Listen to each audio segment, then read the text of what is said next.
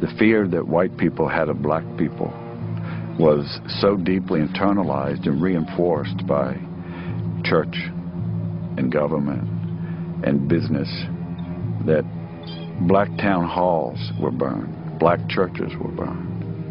And if a black man defended himself against the aggressor, against a white man, not only could he be killed, but his family could be killed. He might be subjected to hours of torture.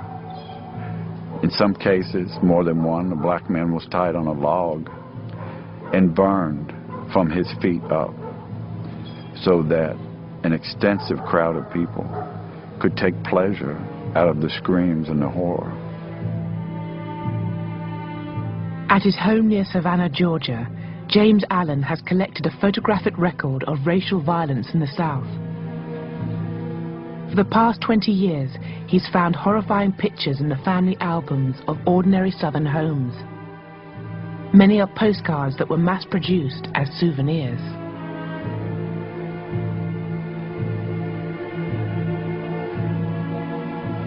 Some of these images were printed in the tens of thousands and sold for a dime or $1 a piece. Some of the postcards tell you where to write and the discounts you'll get if you buy 1, 10, or 100. They were sold in drugstores and pharmacies. They were sold on the street. I purchased a photograph from a woman. The photographer sold them door to door. Her mother bought the image for $2.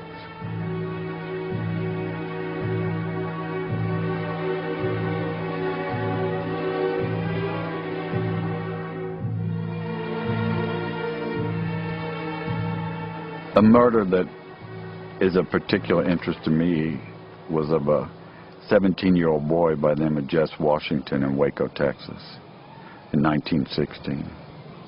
He was seriously mentally challenged. The wife of the farmer that he worked for was found dead. He was arrested. He was brought to trial. The trial took from 10 until 12.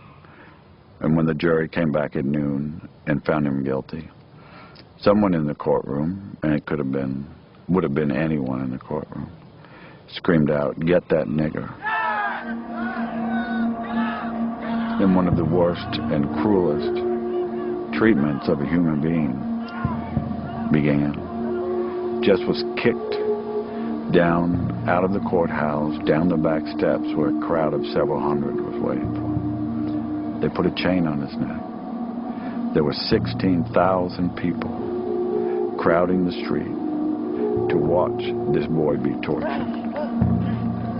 Jess was tied to the chain over a branch of a tree. The fire was started. They raised Jess from the fire up into the air so that the crowd could see him. There were cheers, like at a football game, cheering the torturers on. When Jess tried to climb up the chains, hand by hand, they cut his fingers off one by one so that all he could do was slap at the chain. They lowered him back down in the fire.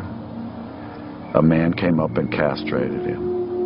Another man kept a pole so that he couldn't crawl out of the fire. And time and again, they pulled him up to keep him from dying so that the crowd could be satisfied, until he finally died.